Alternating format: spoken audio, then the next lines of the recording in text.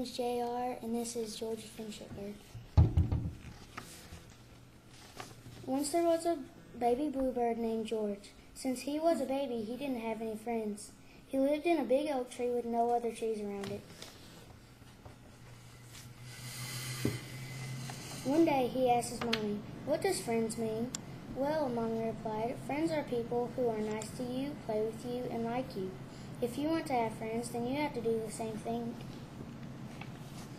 George wanted to have friends too, so he waited, and waited. George got tired of waiting, so he asked Mommy, "Can I fly like you so I can have friends?" Mommy didn't like this idea because he doesn't know how to fly. So Mommy said, "No, you're too young to fly." George started crying.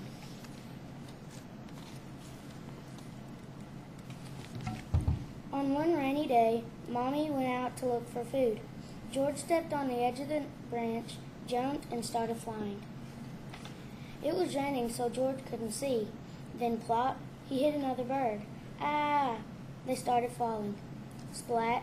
They hit the wet ground. It stopped raining. George felt a pain in his wing. George looked up and saw a red bird looking at him. "Who are you?" said the bird. "I'm George. Who are you?" "I'm David. I fell out of my nest and I can't find my parents," said David. "Well, I can't find my nest. Let's go find my nest," said George. "Okay." So they started walking. Then they got hungry. "I'm hungry," said David. "So am I," said George. Then David found a worm. "Do you want some, George?" asked David. "Why are you sharing when you can eat it yourself?" said George. "Because that's what friends do," said David. So they got full and started walking. George saw his home. Then he went to his nest. George's mom was there and asked, "Did you find a friend, George?" "Yes," said George, and they lived happily ever after. Thank you.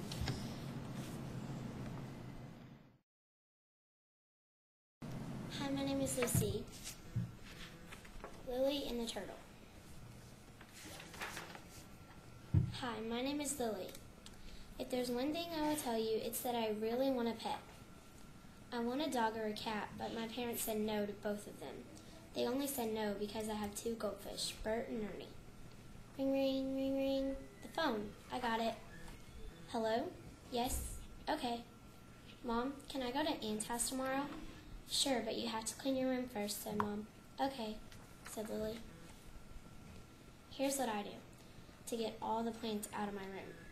I throw out all of the old ones and bring in new ones. What plant should I get today? Wow, that's a really pretty flower. Wait, what's next to it? Whoa, that's a baby turtle. Aw, how cute.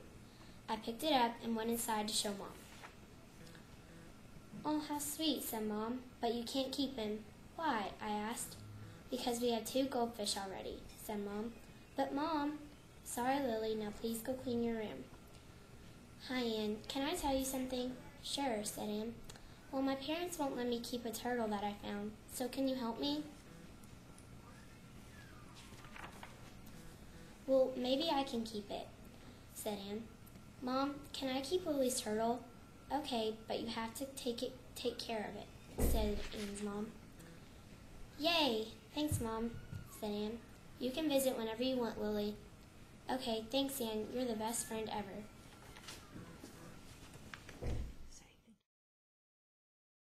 My name is George, and my book is called The Story of Responsibility. Once there was a kid named Jake. He was 6 years old, had no brothers, no sisters, and no friends. He played only one sport, and it was baseball. He wasn't very good at baseball. His mom was nice, and so was his dad, but he worked until 9 o'clock. His dad was a construction worker and had to go out of town sometimes. Most of the time, when Jake's dad gets home, Jake is already asleep. He loves turtles and was planning on buying one today. He saved up to $60 and was going to buy one and name it Daniel. He had already bought all of the supplies he needed. When he put him in the tank, he didn't look very happy. He didn't know what to do, so he asked his mom. She said to feed him. So Jake did, and Daniel started looking better. The next day, Daniel started looking sick again. So Jake asked his mom what was wrong. She said Jake had fed Daniel too much, and the food he did not eat got moldy. The next day, they were going to buy a book about turtles. When he finished reading the book, he realized he had done a lot of things wrong. He fixed all of them so Daniel and Jake both felt better. The end.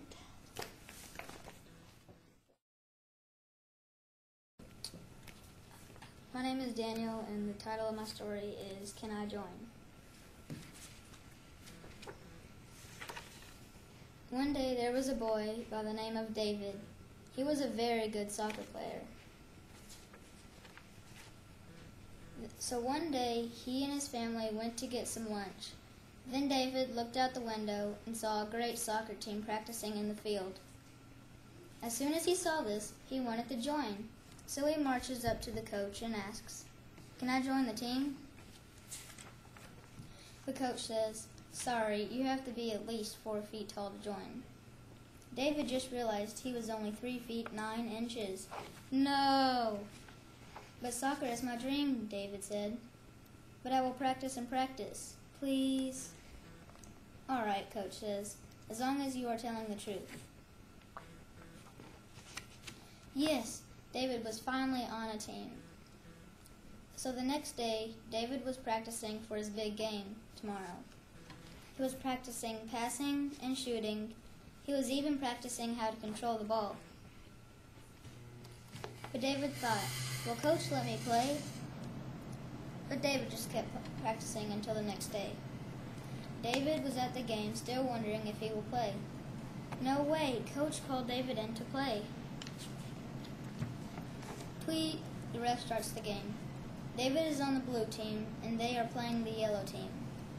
David gets a pass from his teammate and runs up to the goal and shoots it as hard as he could. And goal, the ref says. Yes, David scored the first goal of the game. Halftime, says the ref. Great job, David. You scored the first goal, said David's parents. Play ball, says the ref. So this half, the yellow team gets the ball, and their best player comes up and shoots it. Oh no, the yellow team scored the goal. No, said David, it is all tied up now. So the blue team gets the ball, and they pass it and pass it. Then David gets open so somebody might pass it to him. Oh my, David got the ball and is going to score. David runs up to the goal and kicks it as hard as possible. 2-1, the blue team wins, says the ref.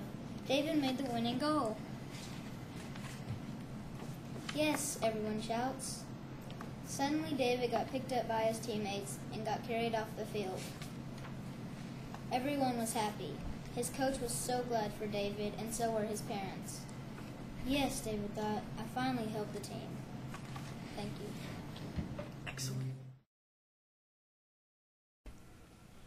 Benjamin Mousewort. Once there was a brave mouse named Robin Hood. He was a very good archer and needlesman. Robin lived in a colony of mice that stayed in the Cecil's house. The Cecils had a cat. The cat was white and acted all innocent for the Cecils, but it was actually very evil. One day, Robin was going to the kitchen to fetch food for his colony. He was opening the refrigerator when the cat made its move. The cat pounced on Robin. Robin turned this way and that, trying to get free, but he just couldn't. Robin thought he was doomed, but right before the cat could finish him, a tiny figure jumped off the counter and landed right on the cat's nose. The cat jumped up, screeching. The figure, luckily, had been a spider, the cat's worst fear. Robin grabbed a piece of cake and started running. Robin was running for his life.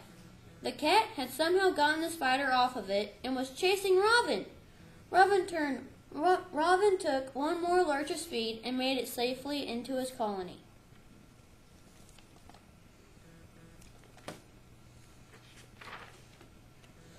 Robin was usually a very peaceful mouse, but enough was enough. Robin called together all of the male mice in his colony and said, "Let us be free of this cat."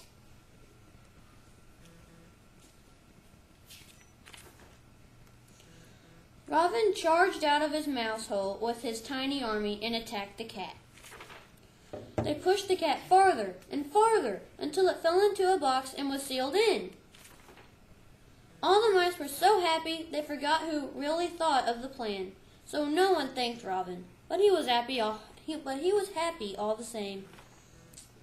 Robin walked home with his crew of warriors, victorious. Thank you. Hi, I'm Kelly, and I'm going to read you The Owlet Who Wanted to Fly. Once there was an owlet who just hatched from her egg. "I'm going to name you Nicole," said Mama Owl. "Yay, Nicole," the hatchling said. For a while, she was a happy little owlet with the best food in the world, until she noticed where the food came from. Mama Owl would fly and hunt food for her. Oh, how Nicole wanted to fly. She wanted to fly so bad, she almost fell off the nest. One time, she did fall off the nest. It was so strange down here. Then she heard something. It was Mama Owl. She picked Nicole up and flew her in the tree.